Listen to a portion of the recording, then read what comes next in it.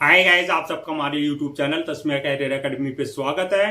Guys, आज जो हम आपको डिटेल देने जा रहे हैं वो देने जा रहे हैं SCI रिक्रूटमेंट 2025 के नोटिफिकेशन के बारे में।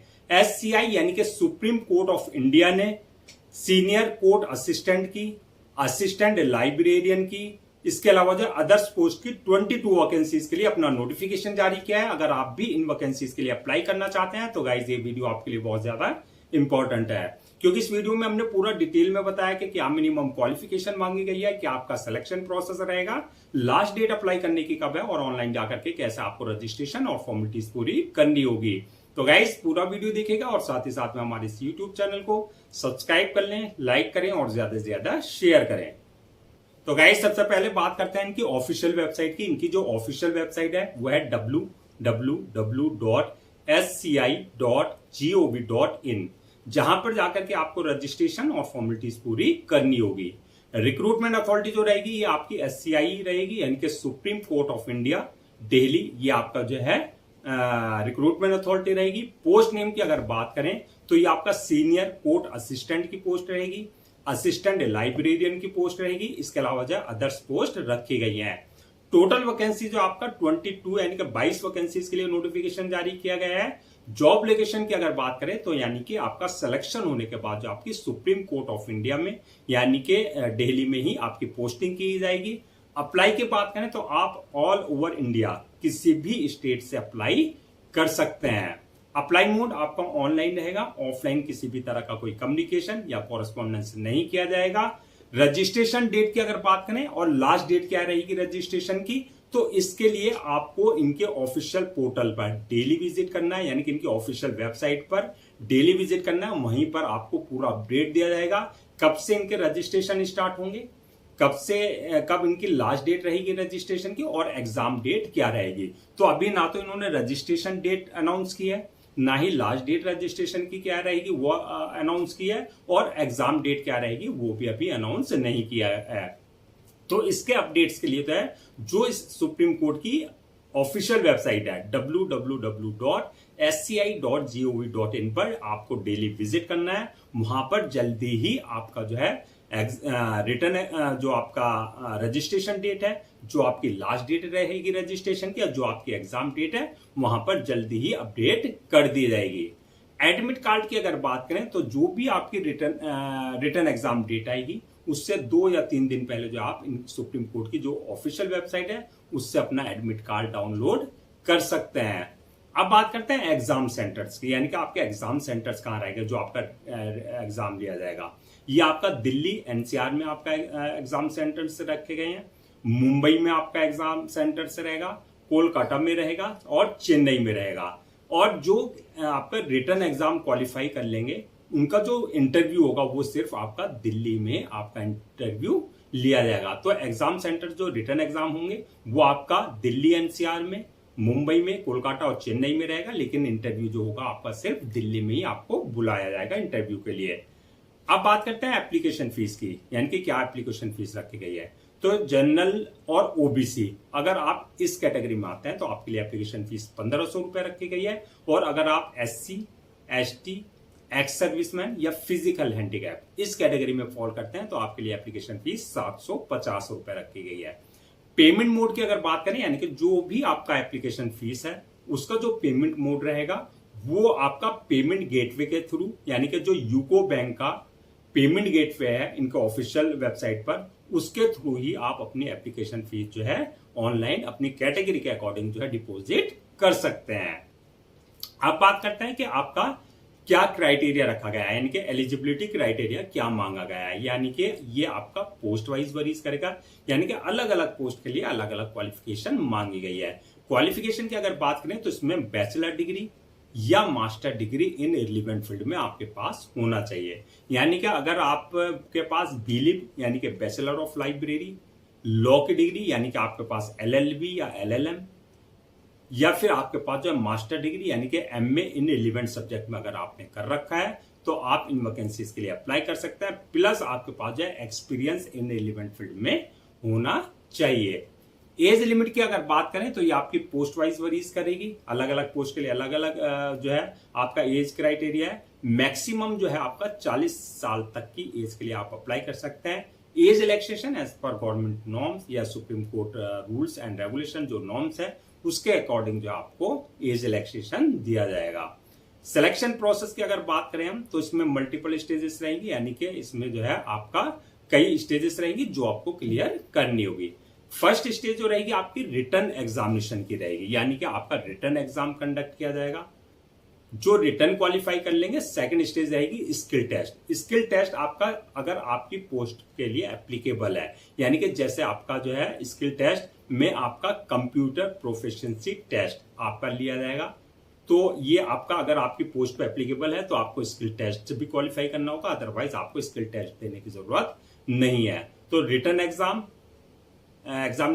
सेकंड स्किल टेस्ट अगर आपकी पोस्ट के लिए एप्लीकेबल होता है, थर्ड रहेगा आपका इंटरव्यू, यानी कि आपको जो रिटर्न एग्जाम क्वालिफाई कर लेंगे आपको इंटरव्यू के लिए कॉल किया जाएगा, और जो इंटरव्यू क्वालिफाई कर लेंगे उसके बाद जो आपका डॉक्यूमेंट्स वेरिफिकेशन, यानी कि जो भी आपके एकेडमिक सर्टिफिकेट्स हैं वो सारे आपके ओरिजिनल चेक किए जाएंगे, वेरीफाई किए जाएंगे। और लास्ट स्टेज होगी मेडिकल एग्जामिनेशन की, यानी कि जिस पोस्ट के लिए आपने अप्लाई किया है उसके लिए देखा जाएगा कि आप मेडिकली पूरी तरीके से फिट हैं या नहीं है, यानी कि फिजिकली और मेंटली पूरी तरीके से आप जो है फिट होने चाहिए। तो ये आपका जो है सिलेक्शन प्रोसेस रहेगा जो आपको इन स्टेजेस से गुजरना होगा। अब बात करते हैं जो आपका रिटर्न एग्जाम है उसका क्या एग्जाम पैटर्न रहेगा, क्या उसका सिलेबस रहेगा। तो ये आपका पोस्ट वाइज वरीज करेगा, यानी कि एग्जाम पैटर्न और सिलेबस आपकी अलग अलग पोस्ट के लिए अलग अलग आपका एग्जाम पैटर्न रखा गया है, अलग अलग सिलेबस रहेगा। तो बात करते हैं अगर आप अप्लाई कर रहे हैं असिस्टेंट एडिटर्स की पोस्ट के लिए, तो असिस्टेंट एडिटर्स की पोस्ट के लिए जो आपका एग्जाम पैटर्न और सिलेबस रहेगा इसमें जो है 2 पार्ट रहेंगे रिटर्न टेस्ट के, जो आपका रिटर्न एग्जाम लिया जाएगा, part A and part B. तो पार्ट ए में जो आपका सिलेबस रहेगा वो प्रिसाइज राइटिंग और एडिटोरियल स्किल टेस्ट से रिलेटेड रहेगा, जो कि आपके 100 मार्क्स का रहेगा और टाइम दिया जाएगा आपको 2 घंटे का। पार्ट बी में जो रहेगा आपका लॉ और कॉन्स्टिट्यूशन से रिलेटेड क्वेश्चंस होंगे, जो कि आपके 100 मार्क्स के रहेंगे और आपको टाइम इसके लिए भी 2 घंटे का दिया जाएगा।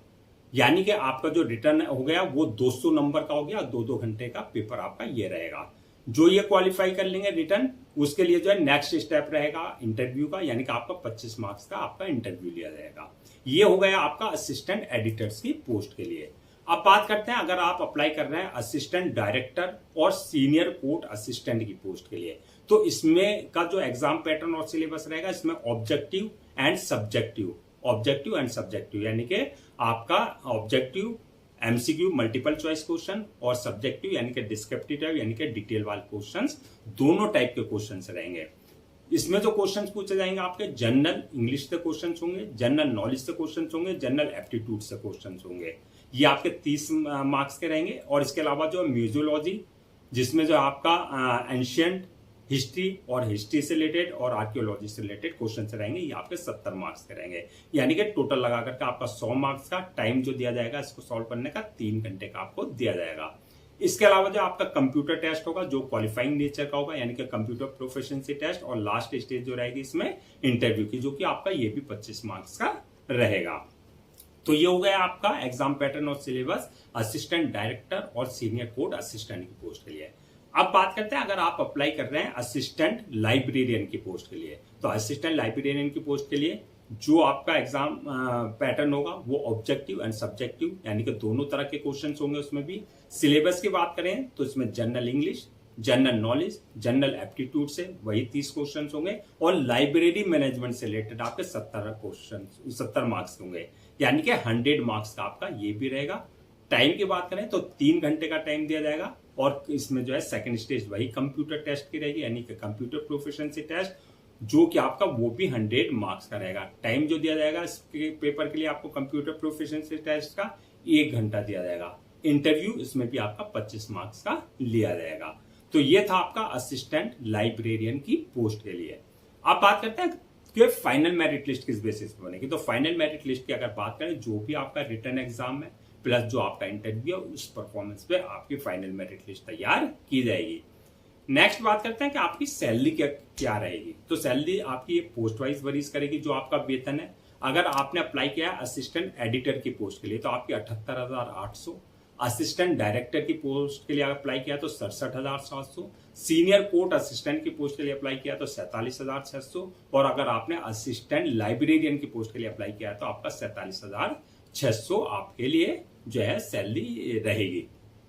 अब बात करते हैं जो आपकी ये पोस्ट है, अगर हम इनको ब्रेक डाउन करें यानी कि पोस्ट वाइज किस पोस्ट के लिए कितनी वैकेंसीज है, तो सीनियर कोर्ट असिस्टेंट के लिए 2 वैकेंसीज है, असिस्टेंट लाइब्रेरियन के लिए 14 वैकेंसीज है, असिस्टेंट एडिटर की पोस्ट के लिए जो है आप 5 वैकेंसीज है, और असिस्टेंट डायरेक्टर की जो है 1 पोस्ट है। तो इस तरीके से आपकी 22 वैकेंसी जो है फिल की जाएगी। अब बात करते हैं कि क्या क्या डॉक्यूमेंट्स आपको जो है रेडी रखने अप्लाई करने से पहले। तो डॉक्यूमेंट्स की अगर बात करें तो सबसे पहले जो भी आपके एकेडमिक सर्टिफिकेट्स है, जैसे 10th की मार्कशीट, 12th की मार्कशीट सर्टिफिकेट वगैरह, इसके अलावा जो है आपका जो भी आपकी हाईएस्ट डिग्री है, चाहे वो बीलिप है, चाहे वो आपका एमए है, चाहे वो आपकी लॉ की डिग्री है, चाहे वो आपने सेमेस्टर वाइज किया है, चाहे ईयर वाइज किया, वो सारे आपको पहले से स्कैन कॉपी करा करके रखना है। इसके साथ साथ जो आपका एक्सपीरियंस सर्टिफिकेट है, एक्सपीरियंस है, कंसर्न अथॉरिटी और कंसर्न डिपार्टमेंट से आपके पास जो है एक्सपीरियंस लेटर होना चाहिए।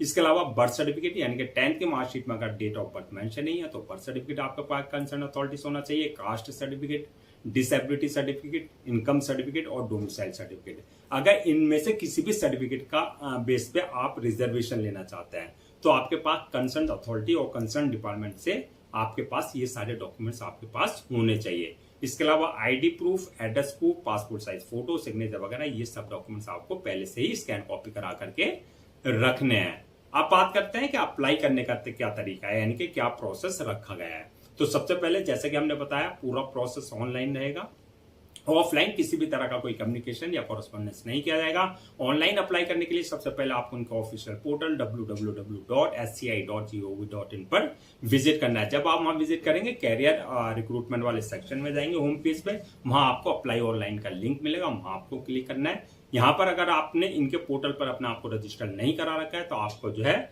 न्यू रजिस्ट्रेशन यानी कि न्यू यूजर पर जाकर के जो है अपना personal details, valid email ID और मोबाइल नंबर से अपना आपको रजिस्टर करा लेना है, जहां से आपके क्रेडेंशियल जनरेट हो जाएंगे। अगर ऑलरेडी आपने करा रखा है इनके पोर्टल पर अपने आपको रजिस्टर, तो जो आपका क्रेडेंशियल है उससे लॉगिन करना है। लॉगिन करने के बाद आपका एप्लीकेशन फॉर्म आएगा जहां आपकी पूरी बेसिक डिटेल्स मांगी जाएगी, जो आपको बिल्कुल एक्यूरेट फिल करनी होगी। डिटेल्स फिल करने के बाद नेक्स्ट ऑप्शन आएगा आपका जो है अपलोड योर डॉक्यूमेंट्स का, यानी कि जो भी आपके डॉक्यूमेंट्स हैं, चाहे वो एकेडमिक है चाहे वो प्रोफेशनल है, वो सारे डॉक्यूमेंट्स आपको अपलोड करना है। साथ ही साथ पासपोर्ट साइज फोटो, सिग्नेचर और थंब इंप्रेशन, जो भी रिक्वायर्ड डॉक्यूमेंट्स है वो आपको उनके डायमेंशन के हिसाब से अपलोड करने होंगे। डॉक्यूमेंट्स अपलोड करने के बाद जो है नेक्स्ट ऑप्शन आएगा आपका मेक पेमेंट का, यानी कि जो भी आपकी एप्लीकेशन फीस है आपको अपनी कैटेगरी के अकॉर्डिंग जो है वो अपनी एप्लीकेशन फीस जो है डिपॉजिट करनी होगी। एप्लीकेशन फीस डिपॉजिट करने के बाद नेक्स्ट ऑप्शन आएगा फॉर्म को अपलोड करने का, यानी कि सबमिट करने का। फॉर्म को अपलोड करने से पहले एक बार रिव्यू वाले ऑप्शन में जाकर के पूरा फॉर्म का रिव्यू कर लें, और रिव्यू करने के बाद जो फॉर्म को सबमिट कर दें, और सबमिट करने के बाद जो उसकी 1 या 2 कॉपी जो है आपको प्रिंट आउट जरूर ले लेनी है for your future reference, so that आपके पास जो एक हार्ड कॉपी के रूप में एक ऑफिशियली रिकॉर्ड आपके पास हो जाए। तो गाइज ये थी आपकी supreme court of India recruitment 2025 के नोटिफिकेशन की डिटेल्स, जो कि आपका सीनियर कोर्ट असिस्टेंट की, असिस्टेंट लाइब्रेरियन की और इसके अलावा जो अदर्स पोस्ट के लिए इन्होंने अपना नोटिफिकेशन जारी किया था। आई होप आपके सारे डाउट्स क्लियर हो गए होंगे। अगर अब भी आपको किसी तरह का कोई डाउट है, क्वेरी है या कंफ्यूजन है तो आप हमसे कमेंट सेक्शन में पूछ सकते हैं, हम उसका रिप्लाई जरूर देंगे। मैं एक बार फिर से आपको रिमाइंड करा देता हूं कि रजिस्ट्रेशन डेट कब से स्टार्ट होंगी, लास्ट डेट रजिस्ट्रेशन की क्या रहेगी और एग्जाम डेट क्या रहेगी। इसके लिए आपको जो है सुप्रीम कोर्ट की जो ऑफिशियल वेबसाइट है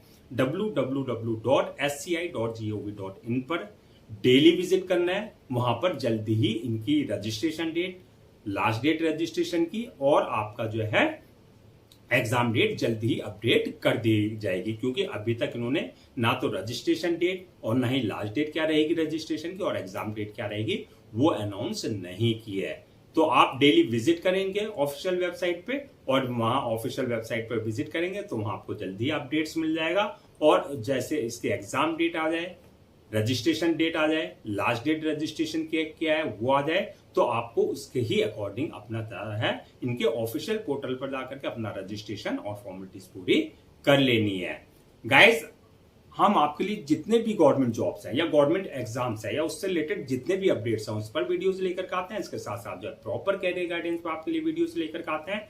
अगर आप भी चाहते हैं कि आपको प्रॉपर कैरियर गाइडेंस मिलती रहे, साथ ही साथ में आपको गवर्नमेंट जॉब्स और गवर्नमेंट एग्जाम्स के पूरे अपडेट्स मिलते रहें, तो आप लोगों से मेरी रिक्वेस्ट है, आप हमारे इस यूट्यूब चैनल को सब्सक्राइब कर लें, लाइक करें और ज्यादा से ज्यादा शेयर करें।